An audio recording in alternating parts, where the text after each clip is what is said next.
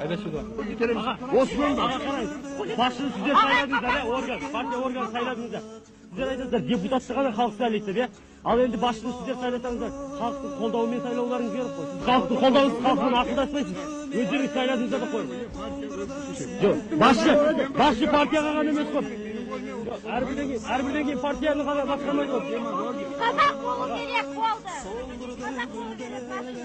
Қазақстанда тұрамыз ағай. Басшы деген әрбірден кейін партияны басқармайды тек қана. Так, разрешите. Ағамызға да қазір оңай тиіп жатқан жоқ нәрселерді айтайын. Ол кісіге де оңай шықсын.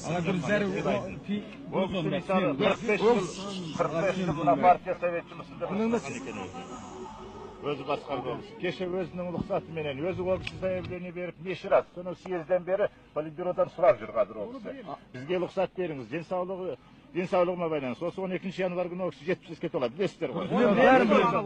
Ол кісінің арқасында мына Қазақстан, осы Алматыдан өздерің көріп отырсыңдар ғой мінекей. Алматыдан көріп отырсыздар. Қалай өскенімізді басқа жерге бармай. Кеше кім қадақ еді? Ағай, бір қой, содан кейін мәселе, егер сіздер жаңа Ленинді секретті жатсыздар, мәселе Лениннің айтқаны бар, мәселе ол қай ұлттың тұрғаны емес. Мәселе үкіметке берілген, партияға берілген адам басқарса бізді. Сонда деп түсінем мен. Егер былай келетін. Қазақтың партияға берілген адам жоқ па, өкіметке берілген. Бұл қазақ өте елді сөз ойлады. Сонда ұлт ойлады бұл қазақ. Саяси бюроны